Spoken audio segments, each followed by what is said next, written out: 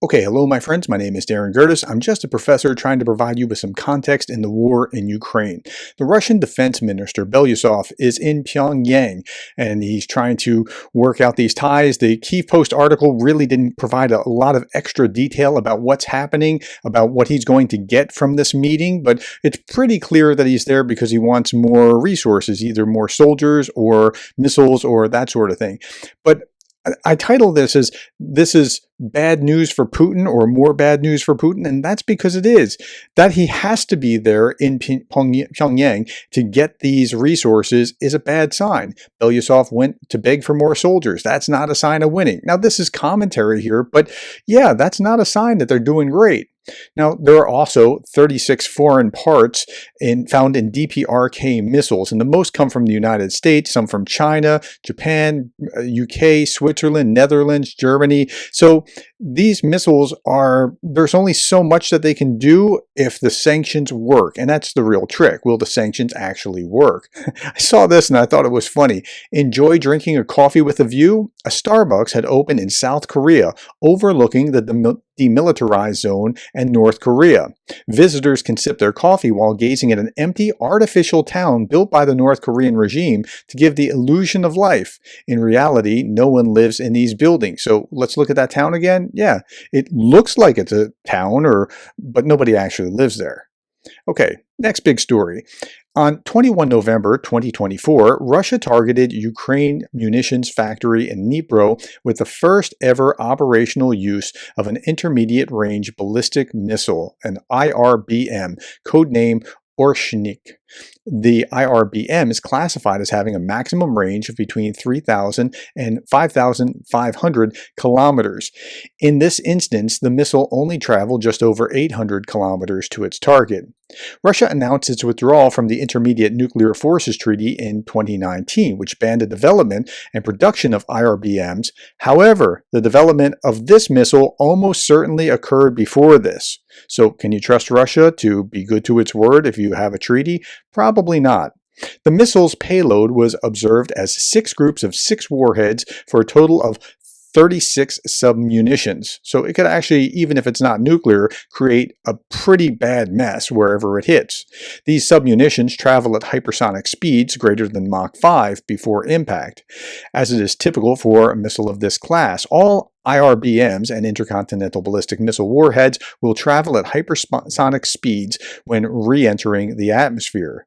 The use of this experimental system against Ukraine was almost certainly intended as a strategic message following the use of Western weapons into Russia. Now, see, that's why they're having a hard time here. This is what's bad for Putin. Putin needs to do this in order to send a message because the West allowed him to do that. Now, at the same time, the Kremlin claims the right to use nuclear weapons when conventional forces threaten Russia's infrastructure or state control. Okay, so if they can unilaterally do that, why can't the West? Let's propose a counter-doctrine, says a philosopher, Slavoj Zizek. If a nuclear superpower attacks a country, its allies have the right, even the duty, to provide it with nuclear weapons so that it has a chance of deterring an attack.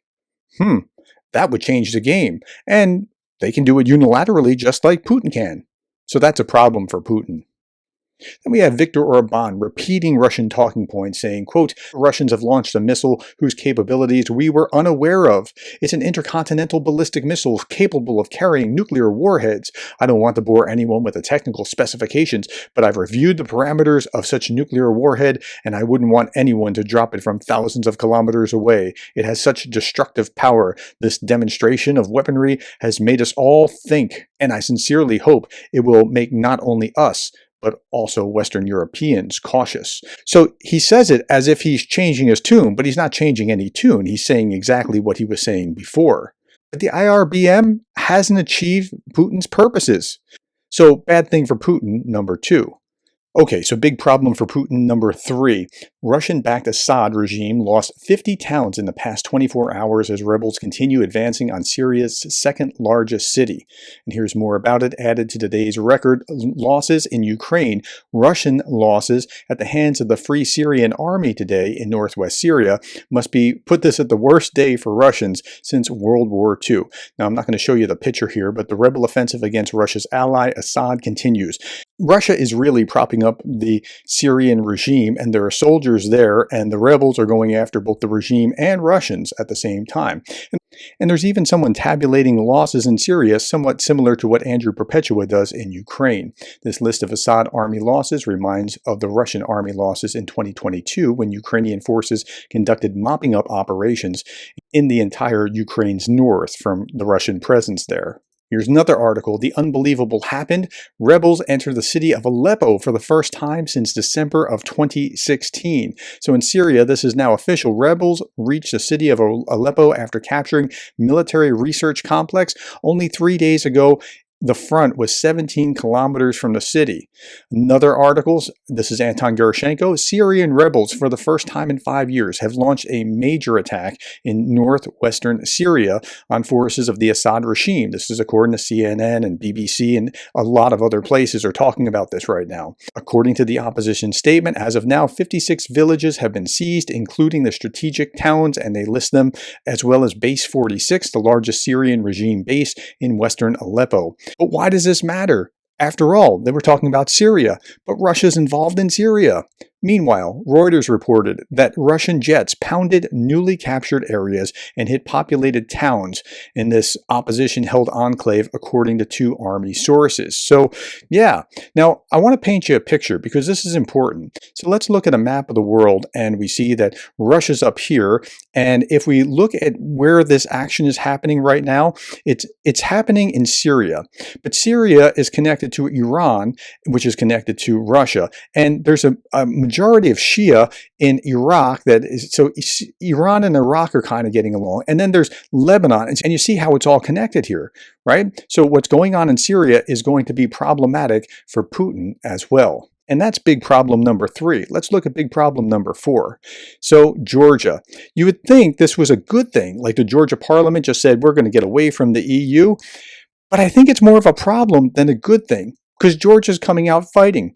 Following the government's decision to cancel Georgia's EU integration, people took to the streets last night, clashing with the police. This sounds like the Maidan revolution all over again, except Russia doesn't have an army to go after them. 43 protesters were detained. The freedom-loving people of Georgia showed last night in Tbilisi and several other cities that they are not willing to surrender their country to Russia and self-proclaimed dictatorial regime. The European Union must not turn its back helplessly, but must demonstrate through its support and actions that democracy and freedom are worth defending. Yeah, the EU really needs to step up and be more helpful here. Russian imperialism is advancing on multiple fronts. Georgia is just one of those front lines. The people of Georgia have not given up, and they really haven't. So here's a picture of it. The Georgian opposition calls for mass protests outside parliament. Yesterday, protests erupted after the decision to delay the EU integration talks until 2028, with brutal crackdowns, injuries, detentions reported. Now, if there is a second Maidan, one in Georgia, there's nothing that the Russians are going to be able to do to really support it this time. And the people of Georgia are now aware of a decade of history of what happened in Maidan and what happened with the Russians and how they could be next. So they're not taking this lying down. Belarusian propagandists are saying that Georgia should follow the Belarusian path and use water cannons and batons on people who disagree with being in union with Russia. And that's exactly what they were doing. This is Radio Free Europe. Georgian security forces used tear gas and water cannons to disperse protesters outside parliament in Tbilisi early on November 29th. That's today. Now again, these protests are huge. Look at the size of the crowd here. But more importantly, the president is there in the crowd. Georgian president walks up to riot police, which refuse to talk to her. Do you serve Georgia or Russia? She asks an officer. Ben Hodges commented, brave woman, real leader. People of Georgia deserve her, not the illegitimate Georgian dream government that has taken control. So we'll keep an eye on this, but if I was Putin, I'd be worried about things going sideways in Georgia. And remember, Putin's already strapped. He doesn't have the extra resources to send other places. Darth Putin, the parody site, says, "It's amazing how the CIA are always able to create mass protests as soon as one of my colonies refuses to join the EU. They always send their agents unarmed to fight riot cops. We never have any credible proof. We're the victims of US regime change." And if you believe that there was a coup in 2014, all you're doing is repeating Russian talking points without proof. Okay, let's turn our attention to Romania. Romanian politician and conspiracy theorist Gerdes, he's best known for his pro-Kremlin and conspiratorial views, running for president of Romania and doing only campaigning on TikTok. Okay, so he did that, and it looked good for him. But Romanians are now out protesting. Putin, take your paws off Romania.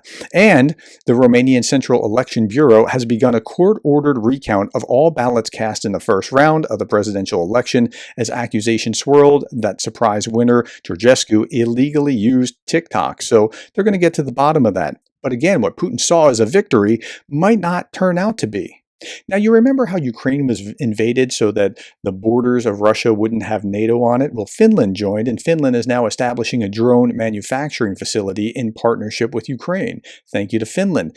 The Finnish company will produce drones used in the war in Ukraine. Mass production is set to begin in the first half of 2025. Now, Anton Gerashenko posted this, "Attention Finland, according to Russia, you were wrong to join NATO, and cooperation with Russia was much more beneficial to you." Well, that's according to the director of Russian Foreign Intelligence Service, Sergei Narishkin, who said this at a discussion, roundtable discussion about the Soviet and Russian-Finnish relations in the 20th and 21st centuries. He said this, quote, "History shows that cooperation with Russia has been much more beneficial to Finland than its previous attempts to follow the path of aggressive Russophobic and even neo-Nazi policies." Sure it has. Okay, let's look at the Russian economy. Putin's biggest headache right now. The sanctions that the U.S. had imposed on Gazprom Bank and the dozens of other Russian financial institutions will significantly limit the Kremlin's banking operations and their ability to conduct the war effort, says the Ukrainian ambassador to the U.S. And I think that's right. That's what's had the greatest effect recently. Now, the ruble was losing value, and as it's going up, it's actually losing value compared to the U.S. dollar. It went as high as 113.15, and then it's now back to 106.5, but still it has been taking it in the teeth this last week, and we're going to look for the overall trend, not just the height on any one day.